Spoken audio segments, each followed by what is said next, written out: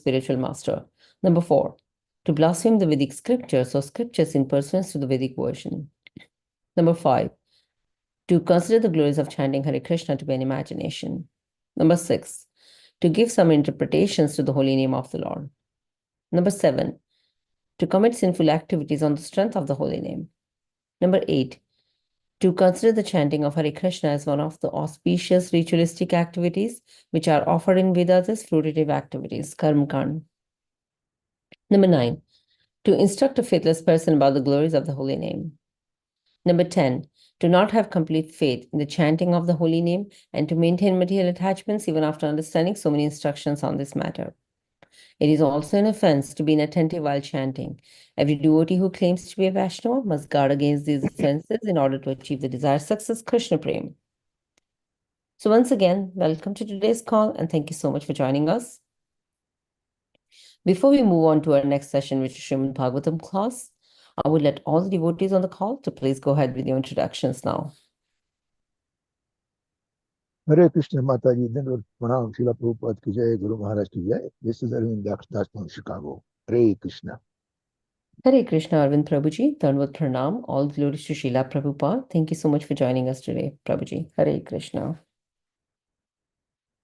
Hare Krishna, Leela Priya Radha Mataji. Please accept my humble obeisances. All glories to Srila Prabhupada. This is Vinita Gandharvika Devidasi from College Station, Texas. Hare Krishna. Hare Krishna, Vinita Gandharvika Mataji, Dandavat Pranam, all glories to Srila Prabhupada. Thank you so much for joining us today, Mataji. Hare Krishna.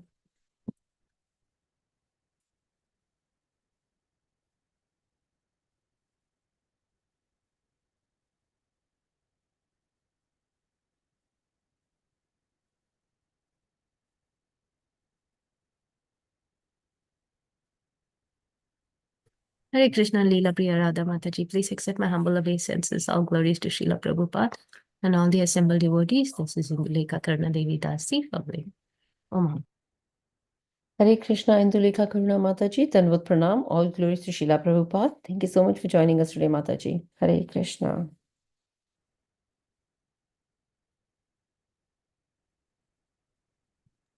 Any more introductions before we start the class?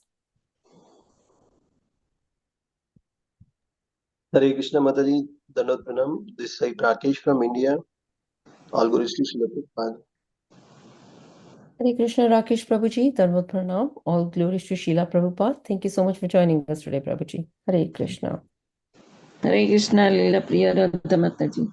All glories Srila Prabhupada and Guru Maharaj. My humble obeisances to you and all the devotees. This is Krishna Kumari Devidasi from Gala. Hare Krishna, Krishna Kumari Mataji, Dandavat Pranam, all glories to Srila Prabhupada. Thank you so much for joining us today, Mataji. Hare Krishna. Hare Krishna, Leela Priya Radha Mataji. Please accept my humble obeisances. All glories to Srila Prabhupada. This is Shamagari Devi Dasi from Charlotte.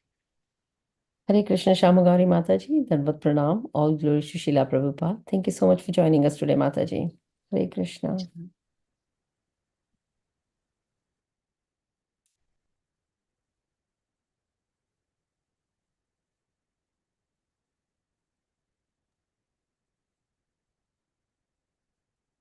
Hare Krishna. Welcome to Bhakti Sanga conference call. We are extremely fortunate to have His Grace Sundar Chaitanya Goswami Maharaj here with us today. And Maharaj will be enlightening us by discussing Srimad Bhagavatam, Canto 7, Chapter 10 and Verse 8. But before we dive into this next joint class, I will request Param Bhavani Mataji. Right, perfect. Param Bhavani Mataji to share a brief introduction about our today's speaker. So Hare Krishna Mataji, Dandavat Pranam, all glories to Srila Prabhupada. And over to you.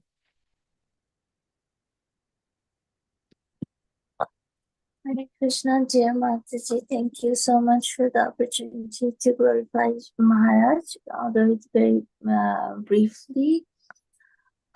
His Holiness Sundar Chaitanya Goswami Maharaj, among the senior-most disciples of His Holiness Lokanath Swami Maharaj, is an international motivational speaker, leadership trainer, and a renowned youth preacher. He specializes in inspiring and empowering people to realize their true selves.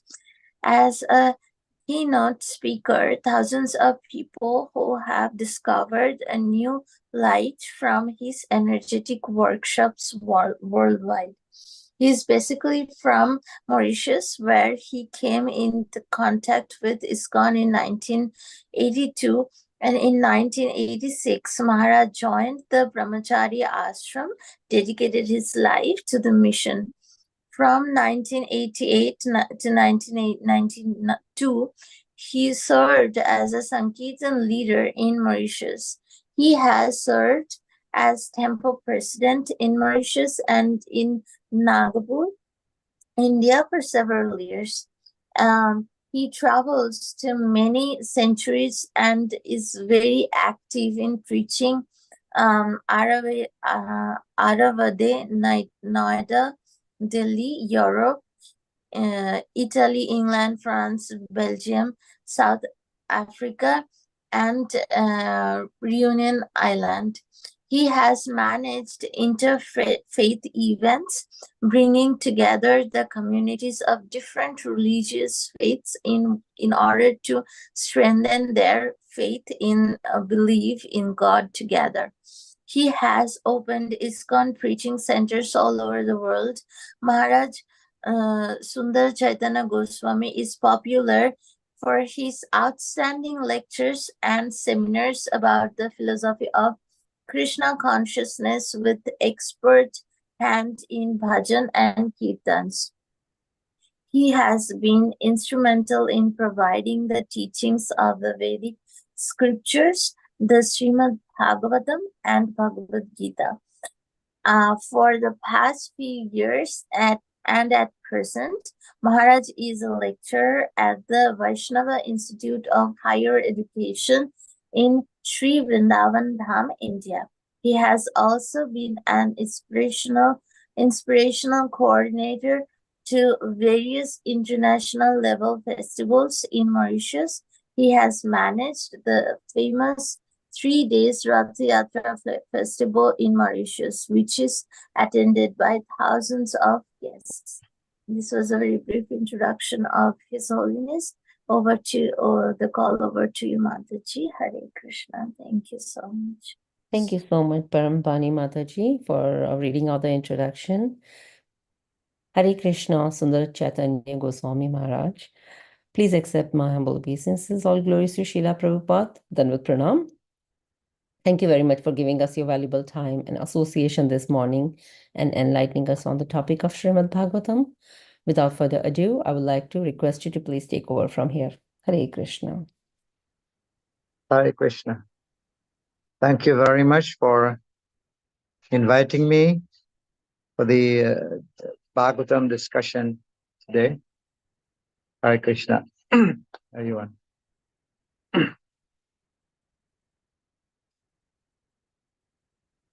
Om Namo Bhagavate Vasudevaya. Om Namo Bhagavate Vasudevaya. Om Namo Bhagavate Vasudevaya. Narayanam Namaskritya Naram Chevam Narottamam Devim Saraswatim Vyasam Tato Jayamudiraye. Nashta Presha Bhadrishu Nityam Bhagavata Sevaya Bhagavati Uttama Bhakti Vati Naistiki. Would you like to share the sloka on the screen, Mataji? Yes, Prabhuji sharing.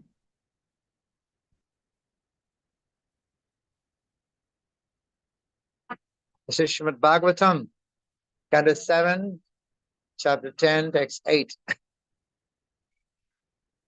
Indriyani manaha prana atma dharmo dhritirmati trish teja smriti satyam yasya nasyanti janmana indriyani manaha prana atma dharmo dhritirmati Shrishtheda smriti satyam yasya nasyanti janmana.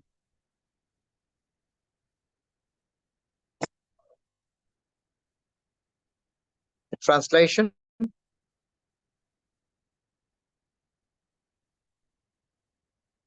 In Indriyani, the senses. Okay, translation. Oh my Lord, because of lusty desires, from the very beginning of one's birth, affections of one's senses, mind, life, body, religion, patience, intelligence, shyness, opulence, strength, memory, and truthfulness are vanquished.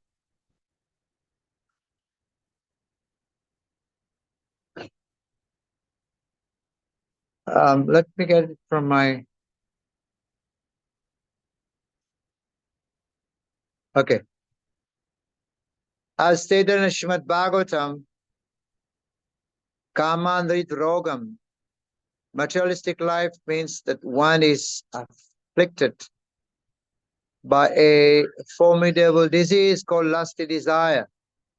Liberation means freedom from lusty desires, because it's only due to such desire that one must accept repeated birth and death. As long as one lusty desires and fulfill, one must take birth after birth to fulfill them. Because of material desires, therefore, one perform various types of activities and receive various types of bodies with which to try to fulfill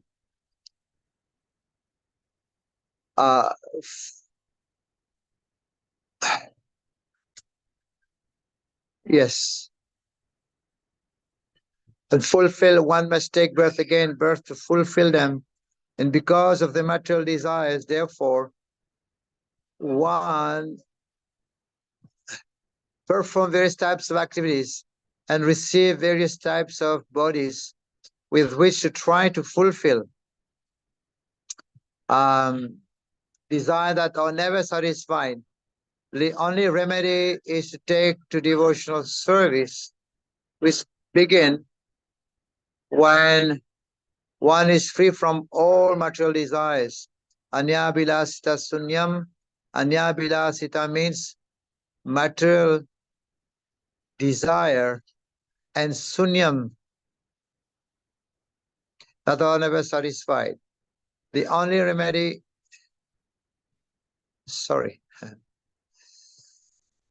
sunyam means free from the spiritual.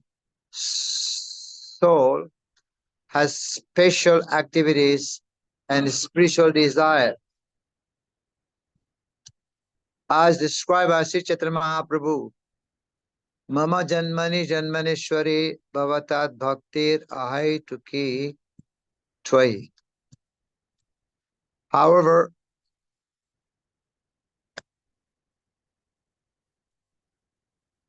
unalloyed devotion to the service of the Lord is the only spiritual desire to fulfill the spiritual desire.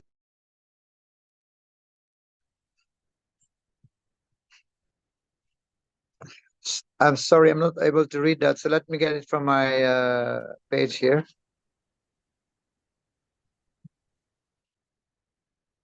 I'm sorry, Maharaj, should we make it bigger? No, because I'm reading from my mobile, it's difficult. So this is 8, 10, 7, right? 7, 10, 8. 7, 10, 8. Yes. 7, 10, 8. Yes. So let me read from here. That'll be better. Thank you. Anyabilasta sunyam. Anyabilasta means material desire, and sunyam means free from the spiritual, free from.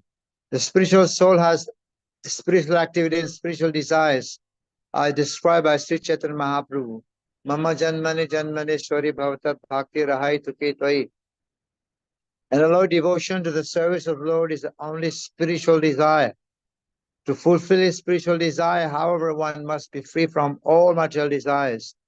Desirelessness means freedom from material desires. This is described by Rupa Goswami as Anyabilasita Sunyam Bhakti Rasamrita Sindhu 1:11. As soon as one has material desires, one loses its spiritual identity. Then all the paraphernalia of one's life, including one's senses, body, religion, patience, and intelligence, are deviated from one's original Krishna consciousness. As soon as one has material desires, one cannot properly use his senses, intelligence, mind, and so on, for the satisfaction of the Supreme Personality of Godhead. Mayavadi philosophers want to become impersonal, senseless, and mindless, but that is not possible. The living entity must be living, always existing with desires, ambitions, and so on. These should be purified, however, so that one can desire spiritually and be spiritually ambitious without material contamination. In every living entity, these propensities exist because he is a living entity.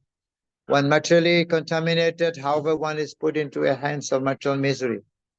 Janma mritu jara vyadi.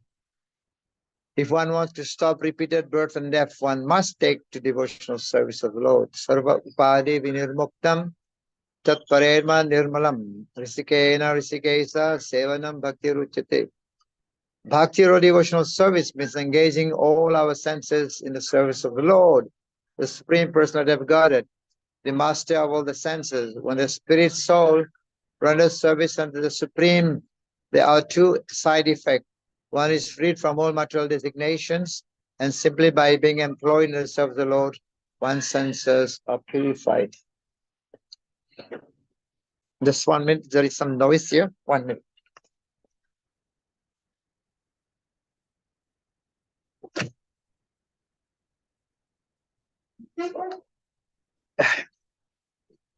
Hare Krishna.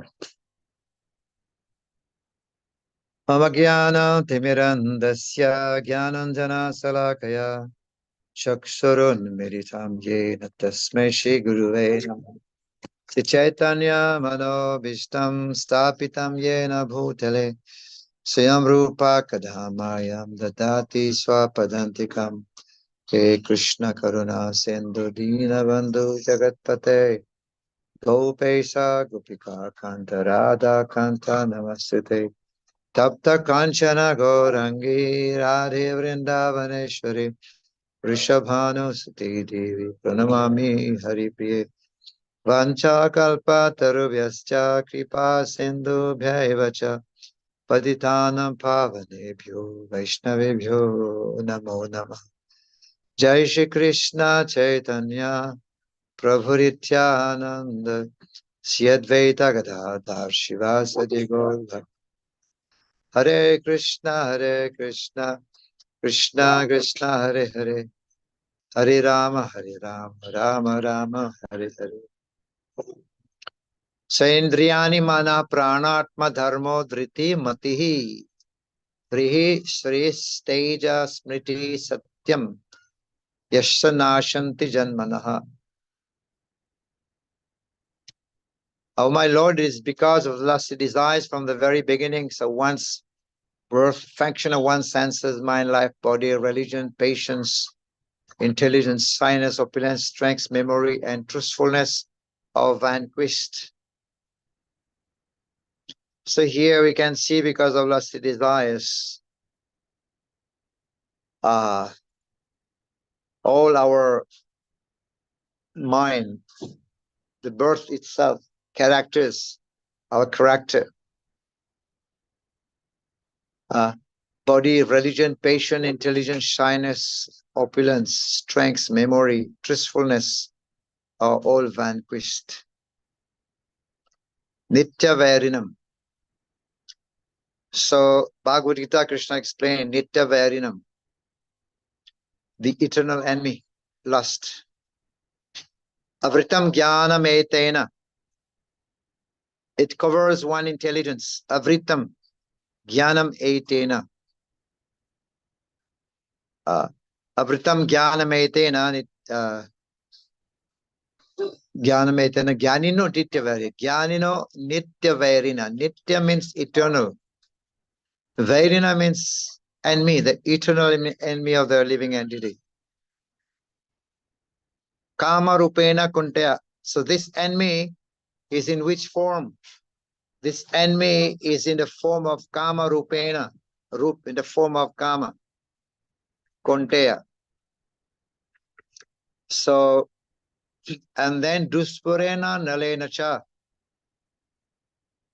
It can never be satiated. Analena cha. It burns like fire. Anale. If you try to extinguish fire by pouring more and more petrol, it won't never get extinguished. It will burn more and more. That's the question asked by Arjuna to Krishna. Atha kenam prauktanam papam charati purusa anichat apivrashna baladivo niyojita. What is this, Arjuna? What forces, as if by force, impels one to commit sinful activities? What is this that impels someone to commit sinful activities, to do sinful activity? What is this, Arjuna? Krishna. Arjuna would also say that, I know this is sinful, this act is not good. Many people know cigarette is not good, alcoholic is not good, sex life is not good, but they're still, as if by force, they impel, as if by force. Anichat. Anichat means without desiring to do it.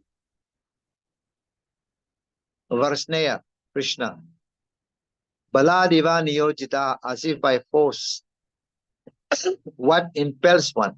Of course, you all know Krishna's answers, Kama Esha Krodha Esa, Rajguna Samudbhava. Idi Varinam, Nitya Varinam, the most devouring sinful enemy of the world. Devouring sinful enemies, devours. So in that verse, this is what it is being devouring what? It is devouring our birth. It is devouring the mind and life, the body. It is devouring the religion. Our patience are gone. Intelligence is being devoured. Shyness also is devoured. Opulence is devoured. Strength is gone. Memory is devoured. Truthfulness is also devoured. Cleanliness is also devoured because lusty desires devouring our cleanliness externally and internally. They're all vanquished. So Krishna is saying the same thing in Bhagavad Gita. The most devouring sinful enemy of the world. Why is he using the word devour? So devour, when a cobra eats another animal, devours, everything is completely gone. No trace, you can't find out. If a lion eats an animal, you can trace that, the bones and the skin. You can find out. But if a cobra devours someone, finished completely. So one engaged in lusty desires, it devours all these good qualities mentioned here: religion, patience, intelligence, shyness, opulence, strength. They will all be gone. This is what Krishna is saying by the words devouring sinful enemy of the world. Abritam jnanam etena, nitya vairina, sinful enemy of the world. Right? So, and it covers the intelligence and it burns like fire. But we also read that from, especially from Manu Samhita, say that lust cannot be satisfied. in any amount of sun gratification, just like fire is never extinguished. Fire is never extinguished by the constant supply of fuel. Never, never. Because in this material world, a center of attraction, what is the center of attraction in this material world? It is sex life. So this material world is called Maituna Agara. Maituna Agara means the cycle of sex life. Just like in the prison, in the ordinary prison, people are shackled. The criminals are shackled. They are kept within the bars. Right? Prabhupada is saying that just like the criminal, the disobedient, they're kept, those who break the law, so they kept within the bars. So similarly in this world, people are shackled by lusty desires. Like the bars in the prison, cannot move out. No one can be spared, actually. Very strong enemy.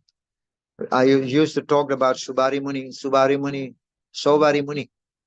who left the city, went into the Yamuna to perform sacrifice, to perform austerity, tapasya. But even there, he was allured by fish, seeing two fish, he was allured, and he came out, wanted to get married. His desire arouses. We also find Vishwamitra Muni. His eyes was closed just by listening to the ankle belt, the pile sound. His tapasya was broken. Right? So it can never be satisfied by any amount of, Prabhupada is saying also in the purport that desires cannot be fulfilled. How do you call it?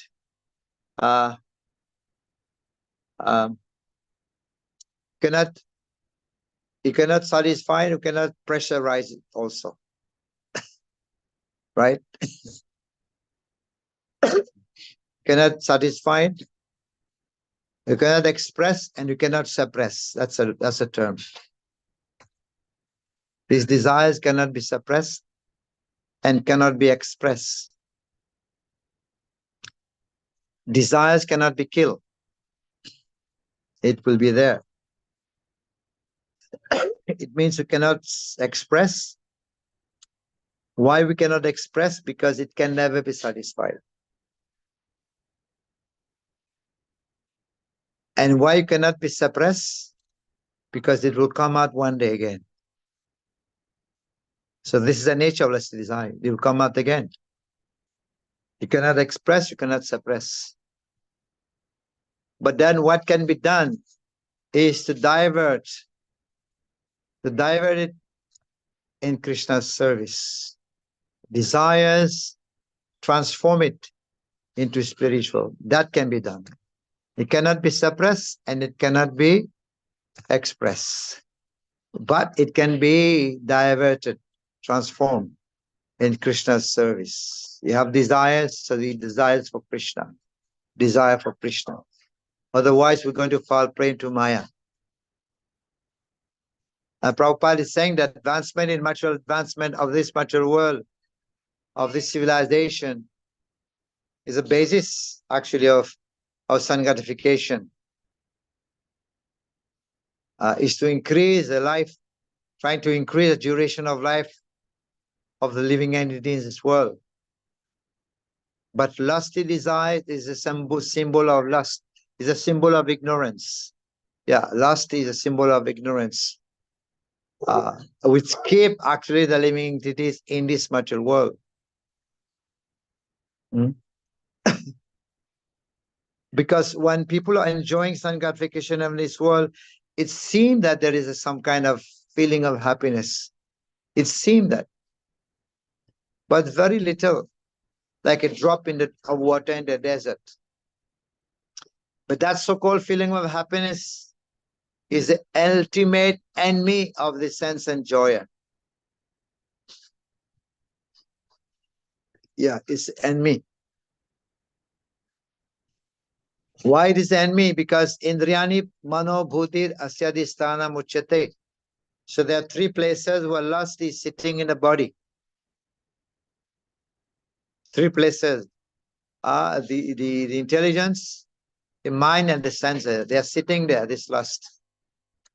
And Krishna is telling Arjuna, hey Arjuna, best, but the Bharata, please,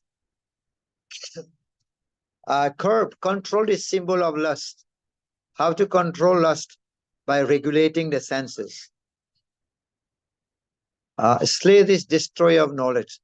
Because lust is a destroyer of knowledge. Not only knowledge, it also destroys Vigyan. Jnana and Vigyan both. The slayer of Jnana and the slayer of Vijnana.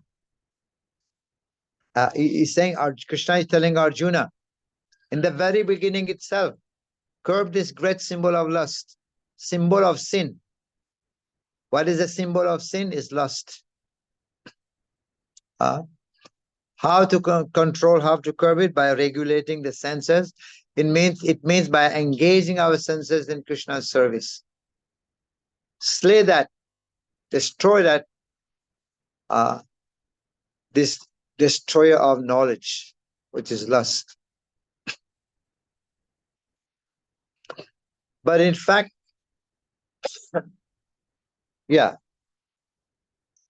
in fact, what happened, it says in Chaitanya Charita, Atmendriya Pritir, Vancha Tare Bale Kama, Atmendriya Pritir, trying to satisfy one's desire. This is called Kam. Atmendriya Pritir Vancha. To satisfy Atma Indriya means our senses. This is called Kama, lust. But Krishnandriya Priti, Ichadare Prema, Nama. To satisfy Krishna's desires, this is called Prema, Prema Nama. But trying to satisfy our desires, it is called Kama. That's the difference. Atmendriya Priti, for the pleasure of one's own senses. Atma Indriya Priti, for our senses.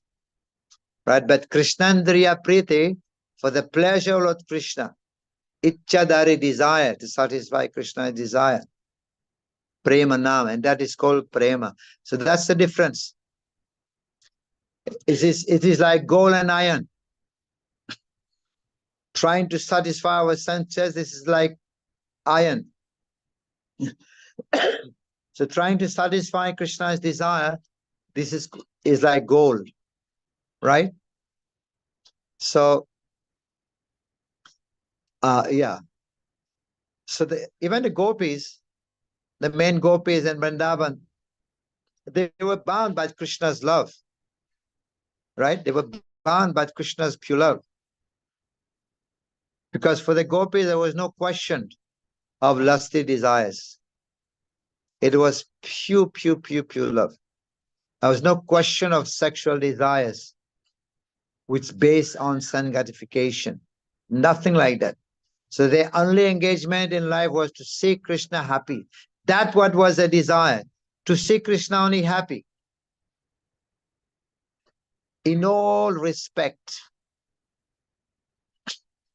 Remember when Krishna asked Narad Muni to go and get the dust from the Gopis?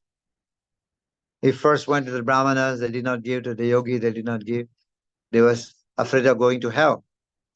And Krishna said, go to the Gopis, Narad Muni, and ask for the dust from the Lord's feet. Narad Muni came to the Gopis, Krishna is sick. And what can we do? And Krishna is asking for the dust of your Lord's feet. And Gopis said, yeah, please take. Narad Muni said, are you sure?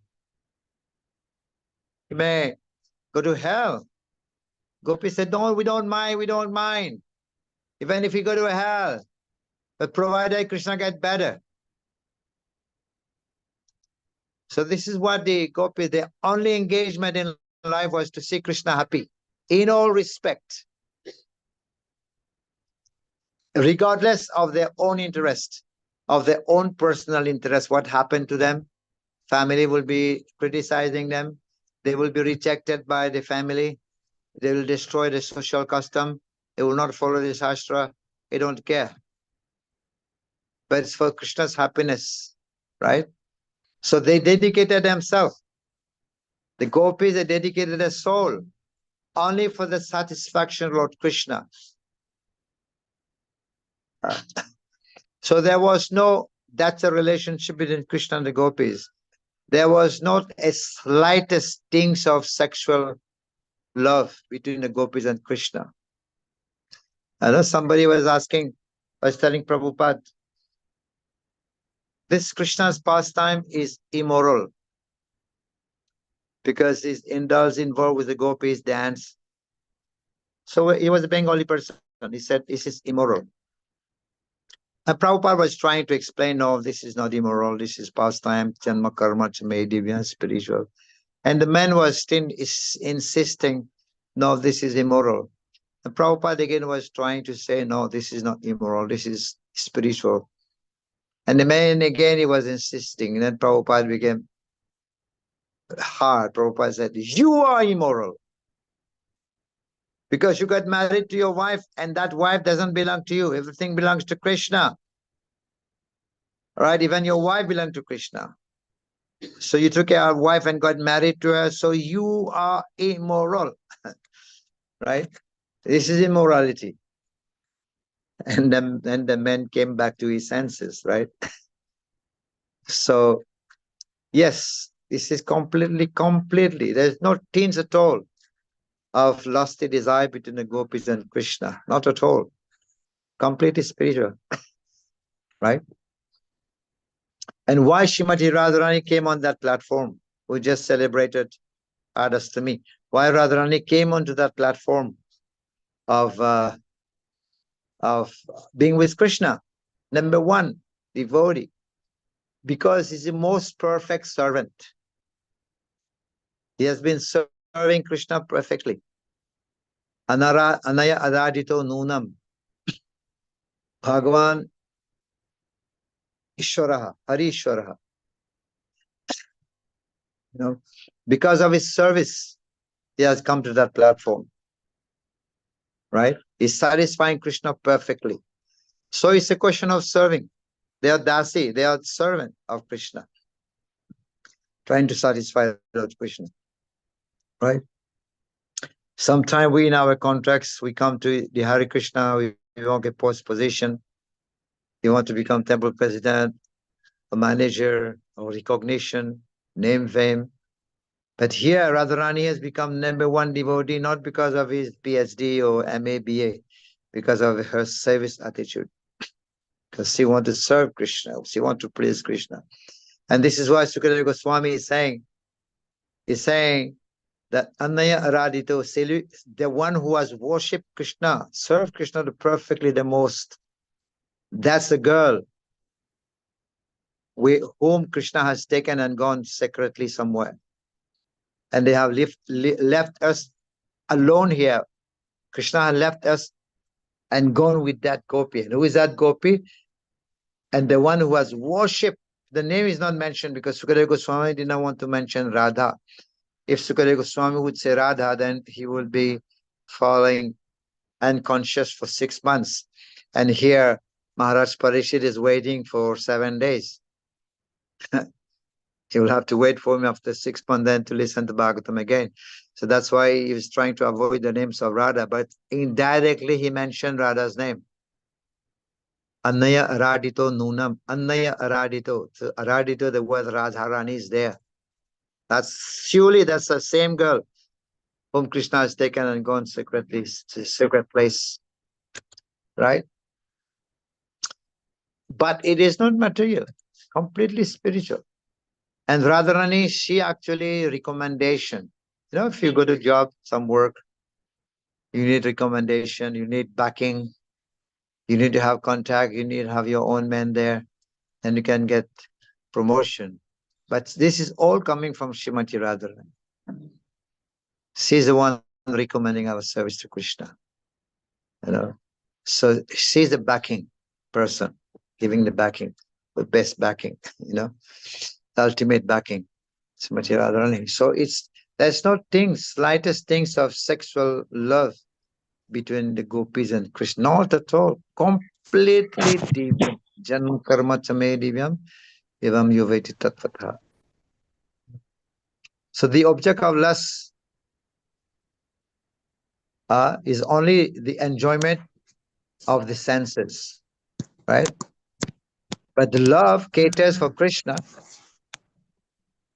This is very, very powerful. Atmendriya Priti is called Kama, but Krishnandiya Priti, this is called Prema. This Prema is very, very powerful.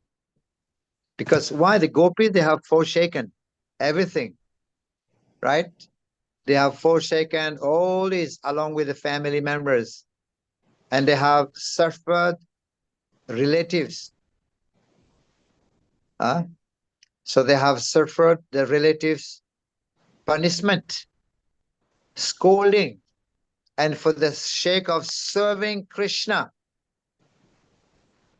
because they were rendering devotional service to Krishna for the sake of Krishna's enjoyment, not for their enjoyment, but completely for Krishna's enjoyment. This is called very, very firm attachment to Lord Krishna. It is absolutely very, very pure, like a clean cloth. This is like a clean cloth that has no stain on it. This is Krishnandiya Priti. Prema, it's called Prema. It's called firm attachment to Lord Krishna. Not at all. So we read also from the scripture, therefore lust and love are quite different. I'm again repeating that. Lust and love are quite different. Lust is like the dense darkness. Lust is like the dense darkness, and the love is like the bright sun. Again, lust is like the dense darkness, and prema, love, is like the bright sun. It's completely different, right? So, so there is not the slightest stain of lust in the gopis of love. They love. So the relationship with Krishna is only for the sake of his enjoyment. So that is quite difficult to understand. The gopis do not. Why people think that it is immoral, the pastime between Radha and Krishna, the gopis? It is immoral. It is lust. Because they are actually themselves influenced by lust. Just like when you wear a blue glasses, everything that you see will see blue everywhere. If you wear a red glasses, whatever you see, tinted red, whatever you see will be also looking like red, right? So because people are lusty, they have so much lusty desires, so they see everyone like that. So when they read about Krishna, they think it is like this. Krishna also is like that, right? It's like the bull, the cow, they see red color because they were traumatized by fire.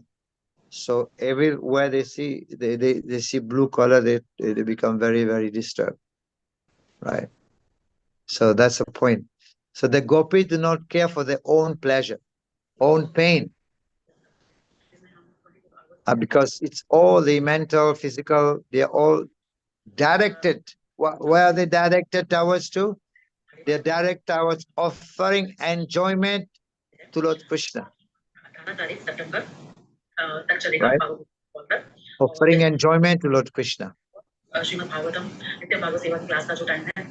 they renounce everything for the sake of Krishna.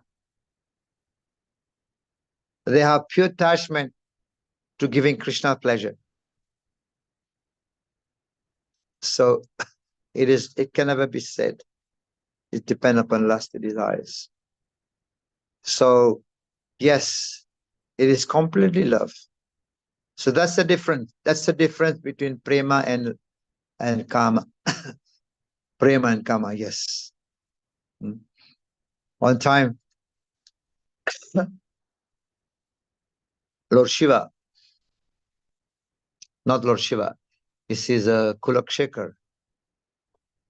And Kulakshekar is saying one of his prayer, beautiful prayer. Kulakshekar is saying, Hey Kamadev, please abandon, remove, get out from my mind. He's praying like this. Kamadev, please get out from my mind. Do not come here. Get out from here. Do you remember? Saying, do you remember? You were once incinerated by the glance, by the fiery glance of Lord Shiva. Shiva, one time he burned Kamadev. He's saying in one of his prayers, he said, Kamadev, please get out from my mind. Do you remember one time you were incinerated by Lord Shiva?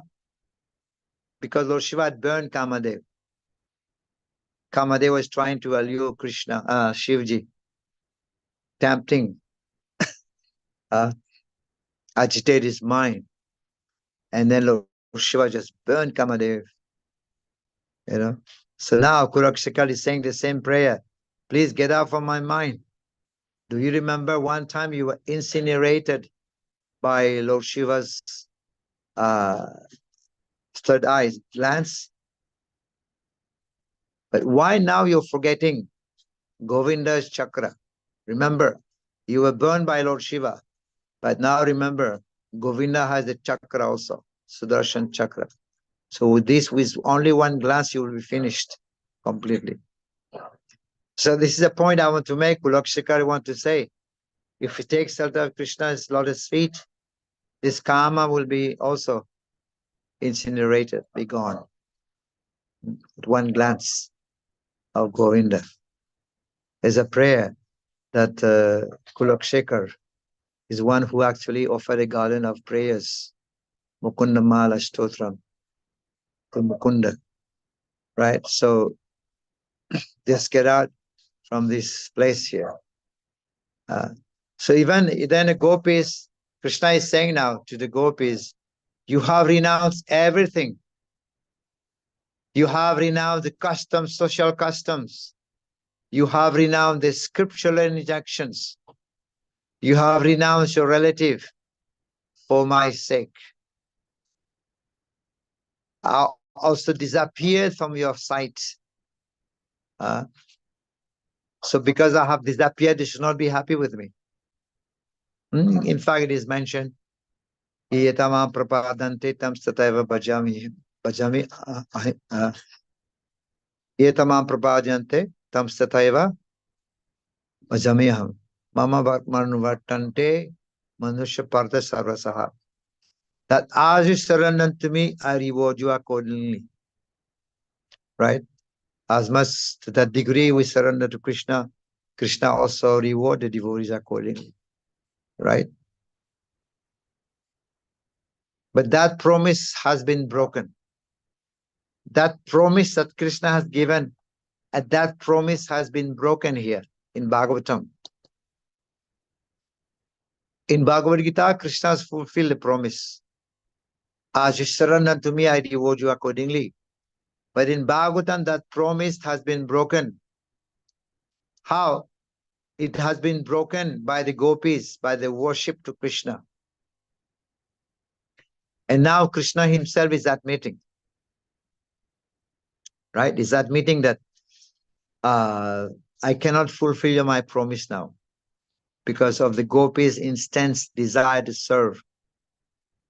The Gopis' intense desire to please Krishna. Can you imagine Radharani as Aladini Shakti? Aladini Shakti means there are three spiritual Shakti. Sambit Shakti, Sandini Shakti, and then Aladini Shakti. Sambit, knowledge, Satchitananda. Existence, Sandini, creation, and then Aladini, pleasure-giving potency. And that is in charge by Srimati Radharani. She's the one who gave pleasure to Krishna. Krishna is Atmaram. Is supposed to be Atmaram, self-satisfied. But still Radharani is the one who gave him pleasure. Right? And one more point, only Radharani is the one who actually fulfilled Krishna's desire. Can you imagine fulfilling Krishna's desire? How many desires Krishna has? Unlimited desires. When Krishna will say, let there be light, there is light. Let there be creation, there is creation. So whatever desire Krishna has, it is getting fulfilled. And who is fulfilling those desires? It is Srimati Radharani. Amazing. So that's the post of Radharani, fulfilling Krishna's desire. So, and that promise, when Krishna is saying, I reward you accordingly, as you surrender to me, I reward you accordingly. But that promise has been broken by the worship of the Gopis. And now Krishna is saying, oh Gopis, I'm not able to repay your debt. For your service you have surrendered unto me, you have given to me. Even within a lifetime of Brahma, I cannot repay. Right? Even within the lifespan of Brahmaji, I am not able to repay for your service within the lifespan of Brahmaji. So in that way, he's saying that your question, your connection with me is without reproach. You have worshipped me and you have cut down all the domestic ties with the family, which is very, very difficult to break. Right? In society, it's very, very difficult to break the social domestic ties. So now, because I cannot repay you, so let your own glories be your compensation. This compensation now Krishna is rewarding, because I'm unable to repay back. Right? I have broken my promise. So let your glories or your glorious deeds be your compensation. Yes. Imagine. So that will be the compensation of Krishna's offering to the Gopis, the glorious deed of the Gopis, the glories of the Gopis. That will be the repayment, compensation that Krishna wants to give to the Gopis. And this is why whatever we see on the Gopis, they dress very nicely. Radharani dressing herself very beautifully. Dress, blue dresses, ornaments, jewelry. It is all meant to give pleasure to Krishna, not for their own. Even they are dressing very beautifully, opulently, but it is all meant to give Krishna pleasure. Right? So even they decorate the bodies for the sake of Krishna. Right? For the sake of making Krishna pleasure, giving Krishna pleasure. And the Gopis are saying, I have given this body to Lord Krishna. We are giving our body to Lord Krishna because Krishna is the owner. Krishna is the owner, and this body will give bliss, will give him joy, enjoyment. So this is why Krishna finds joy. Krishna finds pleasure. Krishna finds joy in seeing and touching the body of the Gopis.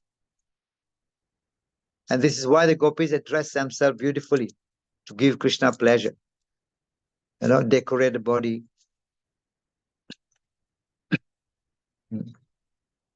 And Krishna is also telling Arjuna that there is no greater reception of love for me than the Gopis. There is no greater than that. There is no greater reception or receptacles of the gopi, of love, deep love of the gopis, for me, other than the gopis, who clean the body, decorate the body, because they consider themselves mine. This is very deep. They consider themselves mine. They also say Mamta. Mamta means Krishna is mine. Right? Krishna is theirs, Mamata. So now Krishna is saying, because they consider themselves to be mine, as far as they decorate and dress their bodies beautifully to give Krishna pleasure. In fact, another way that Krishna is paying the gopis, how he's paying back the debt. Because when they're gopis, they look at Krishna, they derive unbounded bliss, unlimited bliss. Although they don't have the desire to become blissful like this, because they want Krishna to be more blissful. So by looking at Krishna, the gopis, they derive their pleasure 10 million times greater than Krishna derived from seeing the gopis. The gopis seeing Krishna, they derive pleasure 10 million times than Krishna seeing the gopis. So this is why the gopis, they don't have any inclination for their own enjoyment. But still, their joy increases more and more, which looks like a contradiction. They don't want to be more joyful, but their love by seeing Krishna is increasing more and more. That is like a kind of contradiction.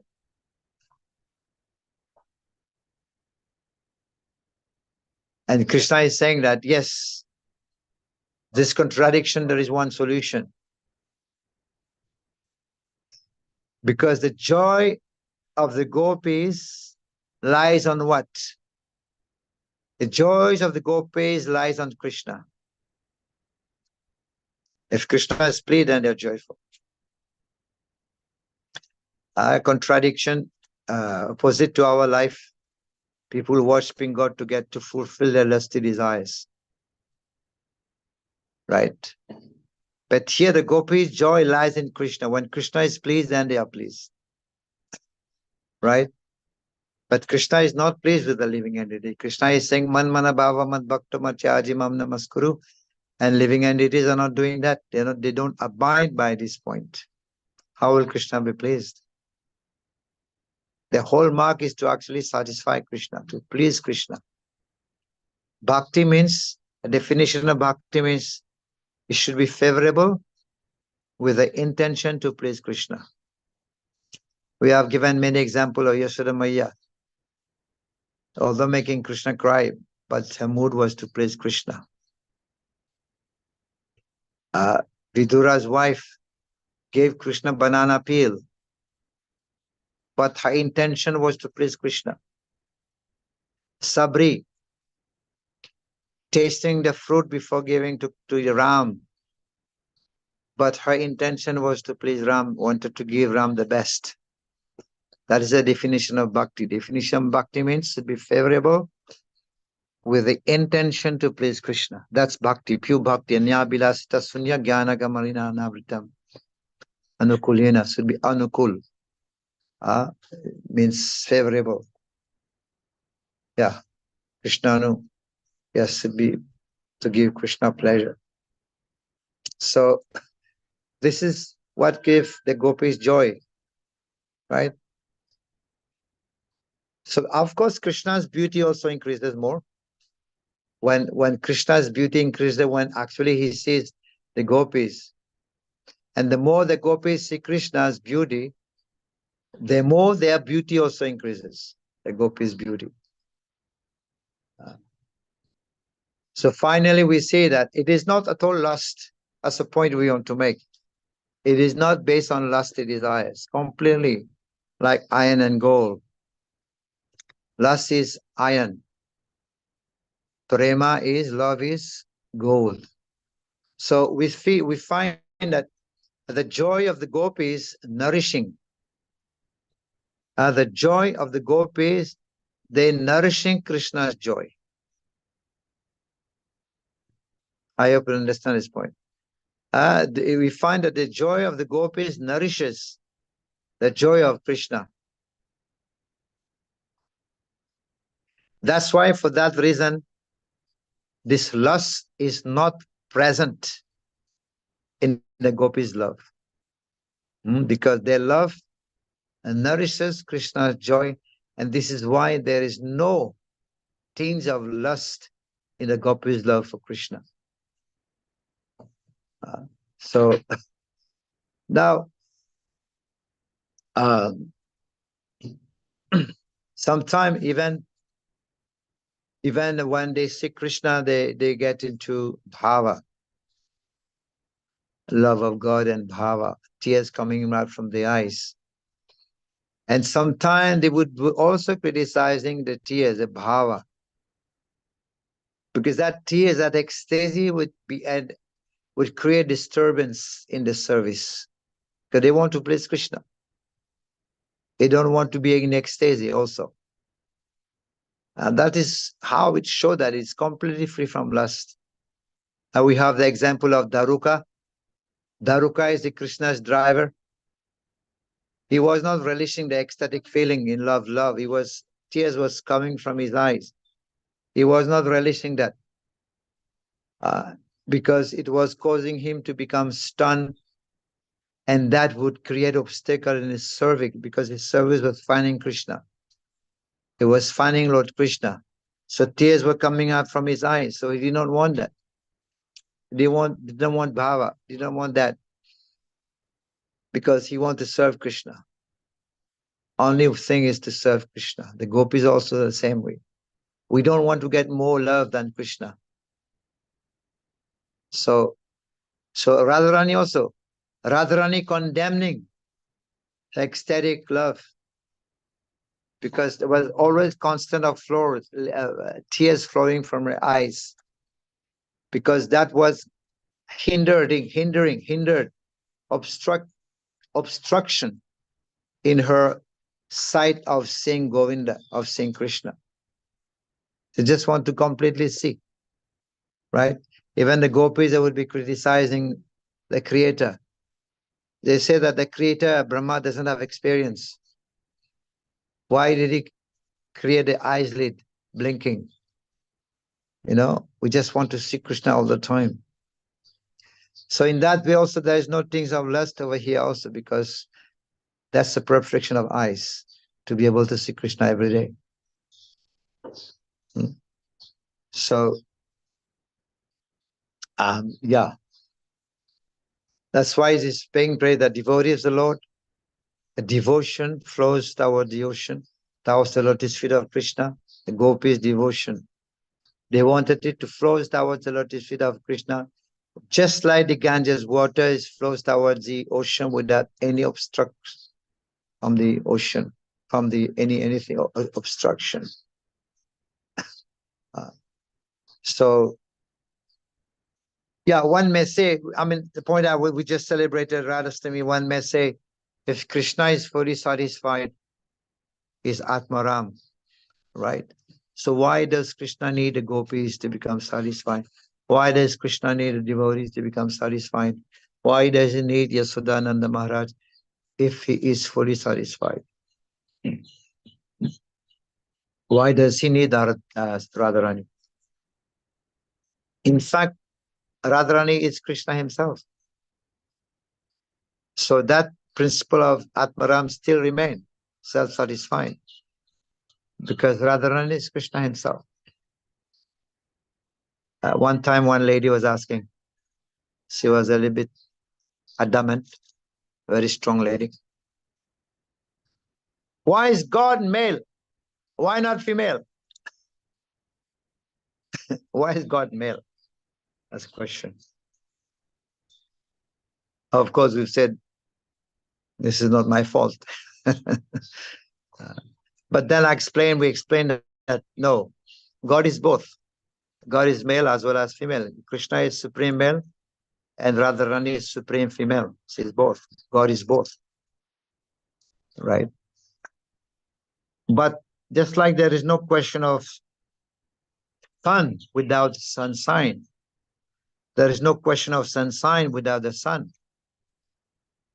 The sun sign doesn't exist without the sun, and the sun also doesn't exist without the sun sign. So similarly, there is no question of Krishna without Radha, and there is no question of Radha without Krishna. Right?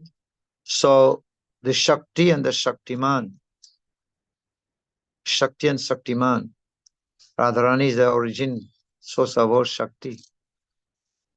Krishna is Shaktiman. So he's having pleasure with himself. He's still Atmaram. This is why this relationship of Krishna's pastime desires is not lusty desire. Not at all. Not at all. It looks like.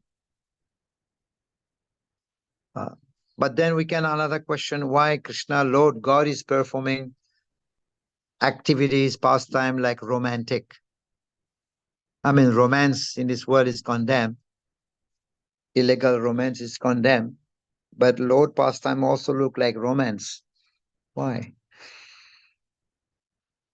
But that is understood. If we are pricked by thorn in the foot, we are pricked by thorns. It's painful. Thorn, kate. So we need another kata. We need another thorn to remove it. Right? They say fight fire with fire. So similarly, how do we remove the lusty desires from ourselves? By listening to a similar spiritual lusty desire pastime. It's not lust as such. It looks like lust. But by listening, that's a remedy. Fight fire with fire. Remove that thorn with another thorn.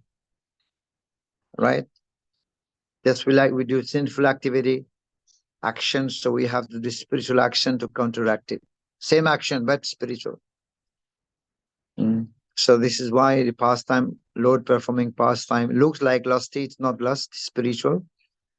If it is lust, if it was lust, Sukadeva Goswami would not be speaking about it, because Sukadeva Goswami is a Naishtika Brahmachari, Pakka Brahmachari, Naishtik Nishta, coming from the word Nishta, Brahmachari. If that was lusty desires, lusty pastime, he would not speak about it. Why would he be dwell in pastime which is full of lust? Why with the Kumaras, the four Kumara, they were also Naishtika Brahmachari. Why would they also be engaged in listening to lusty affairs? No, it's not at all. So we have the example of Sukadeva Goswami, the four Kumaras, and many great brahmacharis, great sannyasis. They are involved in dwelling in Krishna's pastime because it's not lust. It is fully pure spiritual. So this is why in this verse it is mentioned over here, because of lusty desires from the very beginning, all the birth, factions, senses, mind, life, body, religion, patience, intelligence, shyness, people are supposed to be having shyness, strength, opulence, memory, truthfulness are vanquished. They're all getting destroyed. All our good characters will also be destroyed. And we find this in many times, especially among the leaders, among the king, or among the politicians. Easily they get allured by lusty desires. Money, fame, name, glory, or lusty desires. And they're completely smashed. The character is completely smashed. Can't show their face again.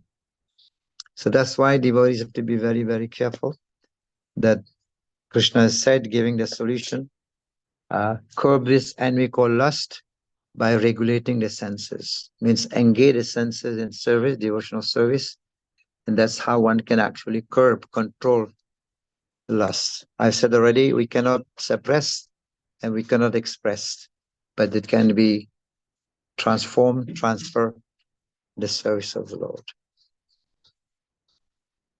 Hare Krishna.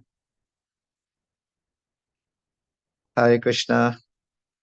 Hare I will Krishna Maharaj. stop here. Hare Krishna. Thank Dandavat you. pranam. Jai And Shri Prabhupada. Thank you, Maharaj. Thank you for being on the call, Maharaj. Very beautiful class, Maharaj. Certainly, you stressed one point throughout the class that lust cannot be satisfied. And we know that after coming to Krishna consciousness, because before that, the conception is a little bit more, and then, it's like putting that ghee on the fire. It will only go on and on. We understand after coming to Krishna consciousness, what is the real goal of life, and that is not our real goal of life. And even after coming to Krishna consciousness, there are moments when we get swayed away, right? That because lust is so many different, just not the bodily lust, but also having a big house or more money, collect more, things that are not needed for luxury. That's also lust. But certainly, opposite sex is probably the most, or the shackles, as Krishna says in Bhagavad Gita, which contain us in this world. And Maharaj, very beautifully, you said, you gave the example from Shastras to, Atmendriya, Priti Vancha, Tare Balikam. So that is lust only, and serving Krishna and Prabhupada is, Guru Varga is what is the real prem. Very beautiful, Maharaj. And again, you explained about where Radharani is mentioned in Srimad Bhagavatam, and Krishna's pastime is nothing, no lust there. But certainly, again, Maharaj, these things, a person who has never read Prabhupada books, or who has never chanted, or who has never gone into a temple, very difficult for him to understand. He will still see Krishna as they make different songs and stuff. But Maharaj, very beautiful class, just amazing. We should be very thankful to, we all should be very thankful to Srila Prabhupada, who has took the pain to give us this knowledge. Otherwise, this problem was same there. If 5 years or 6 years ago, I wouldn't have read Prabhupada's book or his glories, I was still there, getting, trying to satisfy my senses, thinking that they will satisfy me, but they will never satisfy me in the end of the day. I'll need more and more. Thank you, Maharaj. Very beautiful. Maharaj, with your permission, can we go to the question answer session? I see Anuradha Mataji has her hand raised. Yes. Hari Bol, Hari Bol. Mataji, Dandavat Pranam, Hare Krishna. Thank you, Prabhupada. Hare Krishna Maharaj, please accept my humble obeisances. All glories to Srila Prabhupada. Please excuse the noises. Maharaj, one thing you were saying, that, this is the first time I've heard something like that because we understand because we understand everything through lust, that is the highest rasa in this material world. That's why Krishna has to make us understand through this. Was my understanding correct, Maharaj? And if you can, put some, because the first time I've heard it, and I'm like in awe hearing it, Maharaj. So if you can throw some more light on it, Maharaj, thank you so much. Yes. There's in two places. One, this example is given by Narad Muni to Vyasadeva. After writing the Vedas, Vyasadeva was not completely satisfied. He was despondent. And then he asked Narad Muni, what is the cause of my despondent? Even after writing Vedas, still is not satisfied. And Narad Muni is chastising him. And he gave the example of that example I gave. Isn't it? When someone get a stomach problem after drinking too much milk, and the cure is dahi. Same product. And if you suppose you have mechanics grease, doing some mechanic work, you have grease in your hand. How do you wash it? How do you clean it? By using soap. So soap also is grease. So you need grease to remove grease. If there is fire in the field, so how do you stop the fire? catching the fill, catch fire, sugarcane fill. They just put fire on the other side, and that will stop the fire. I gave the example of the thorn prick in your foot. So you have to take it out. You need another pin. That pin is also like a thorn. So because we have lusty desires, full of lusty desires, lust, everything we see is lust. So Krishna is also performing the pastimes, which look like lust. So when we're listening to this pastime, especially the intimate pastime also of Radha and Krishna, and that will actually eradicate. That's a medicine to remove our lusty desires, because we are listening. Srinrata Swakatha Krishna Punya Sravana Kirtanam. By listening to the pastimes of the Lord, Srinrata Swakatha Krishna. And the Lord become like a dhobi, a washerman. Right? So he cleans, because we can't clean ourselves.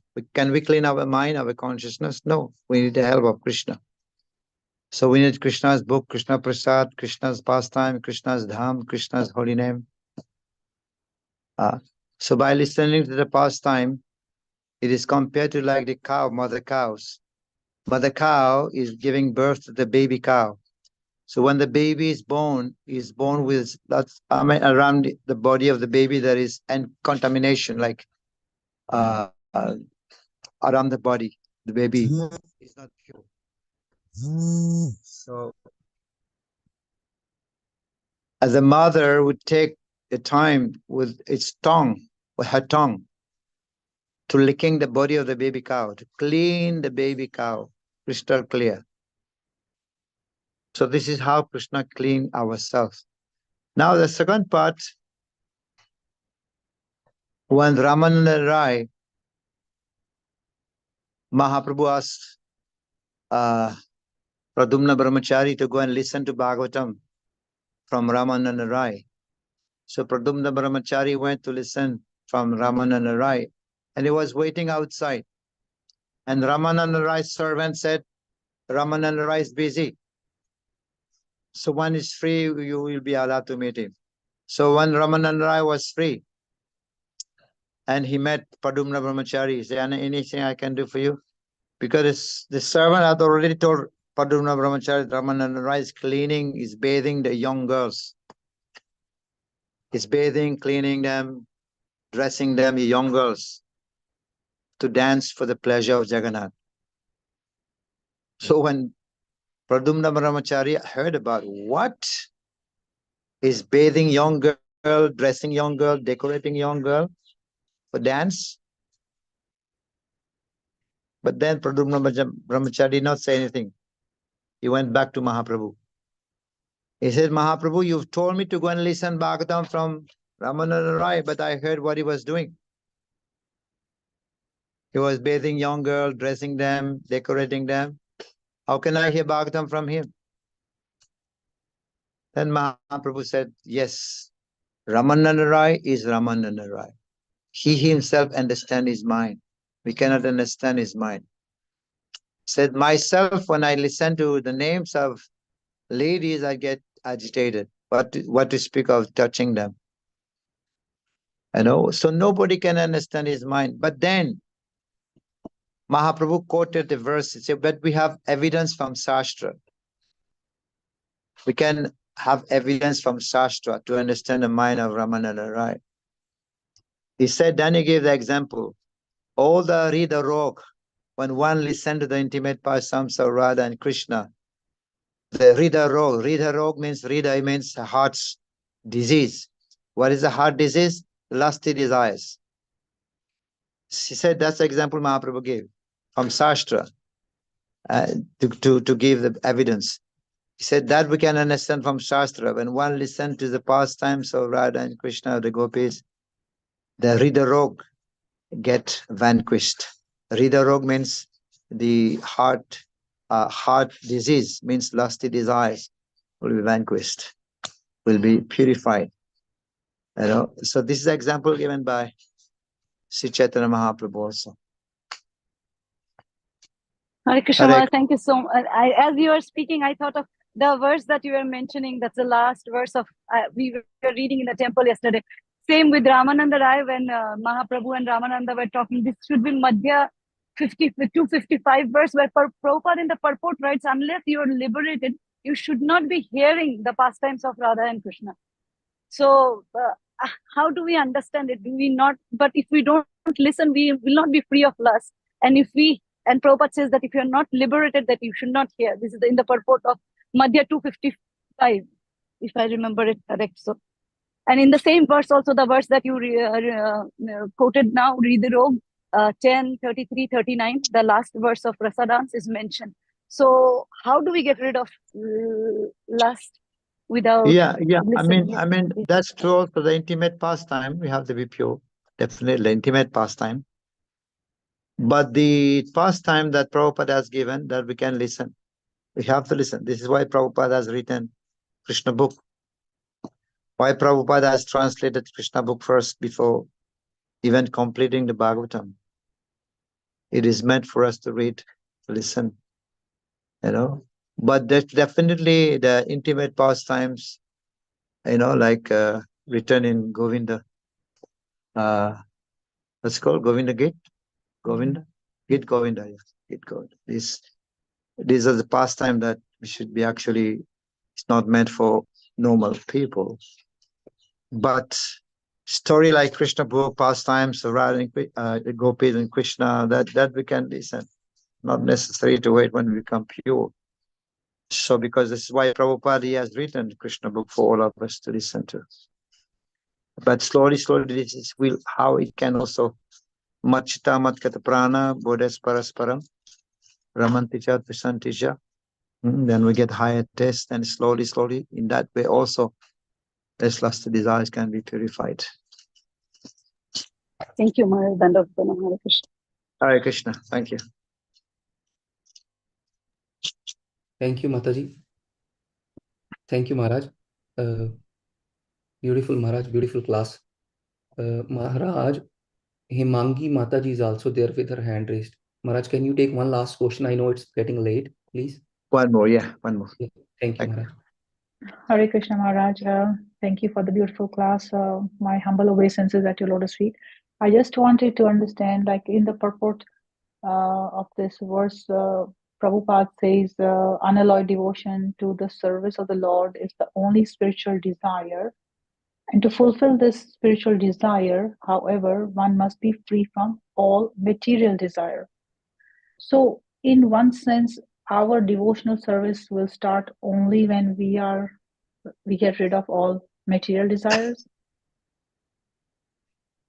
Okay. Thank you.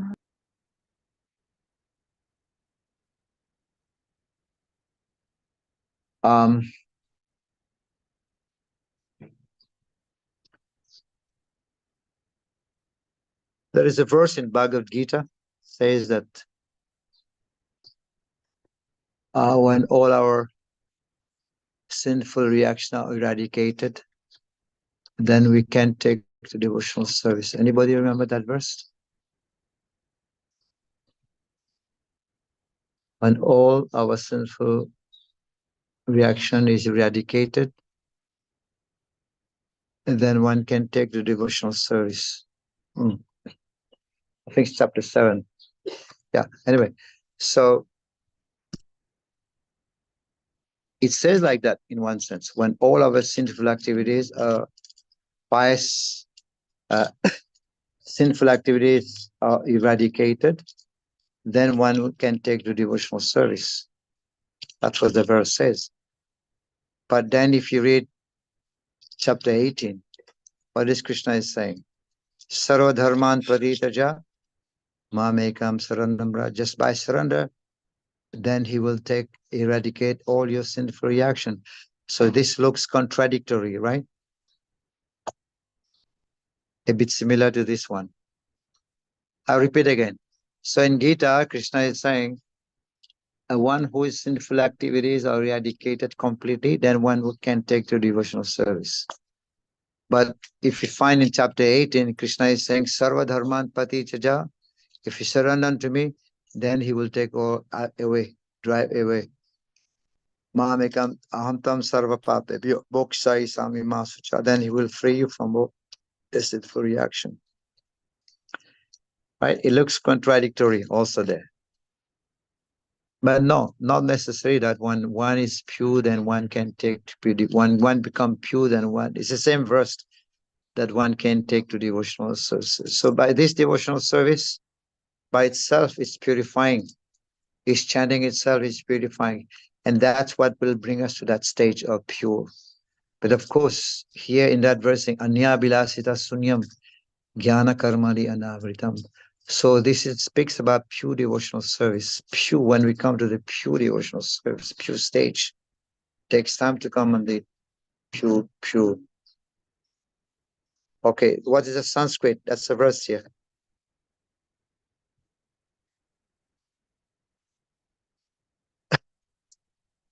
Okay, ye samtantakar papam jnanam punya karmanam.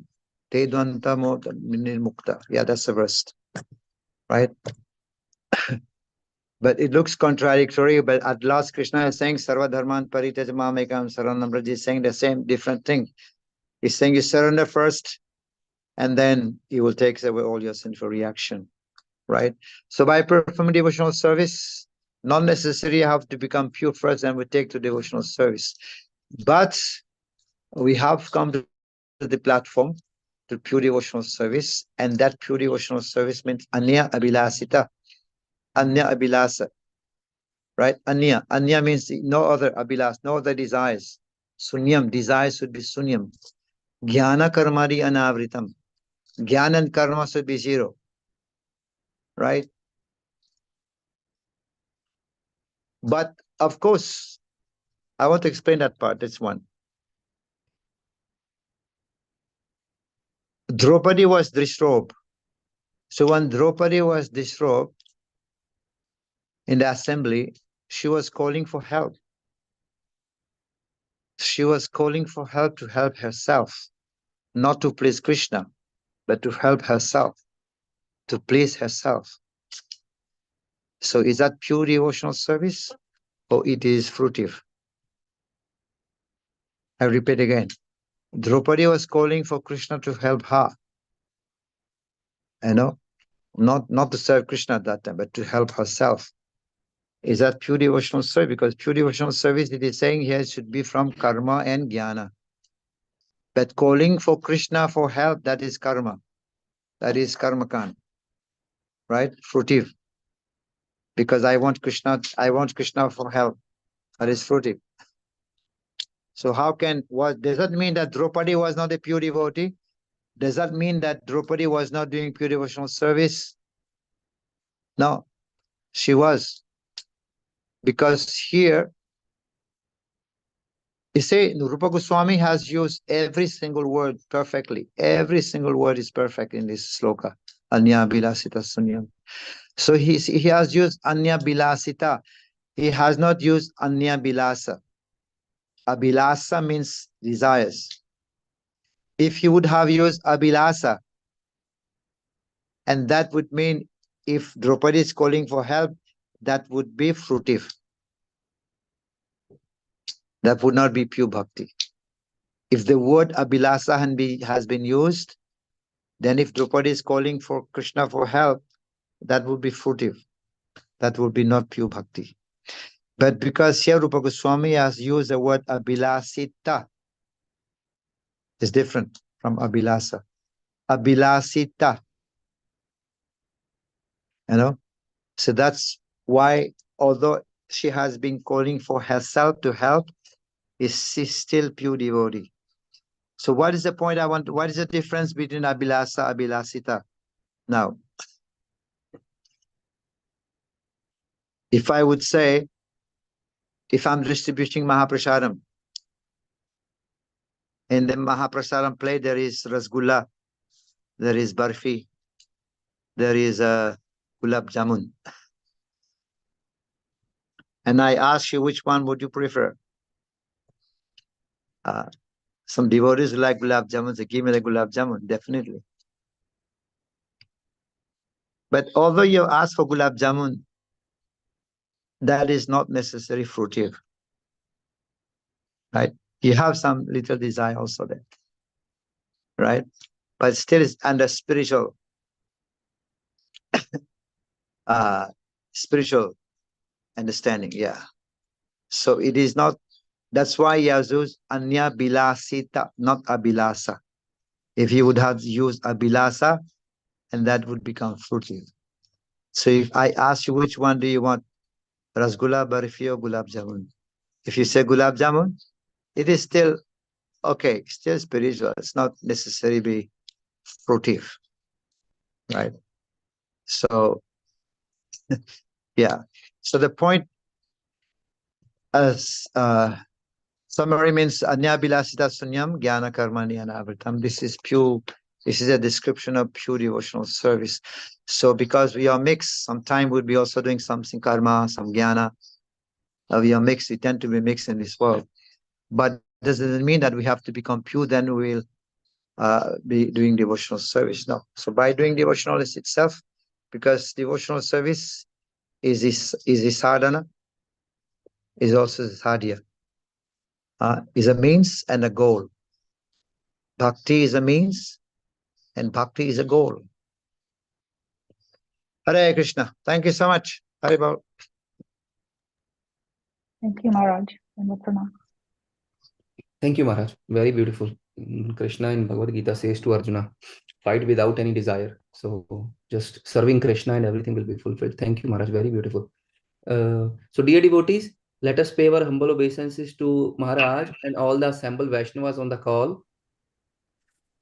Vancha Vanchakalpatarubhyascha kripa Kalpatarubyascha kripa sindhu bhayevacha patitanam pavanebhyo vaishnavebhyo namo namah.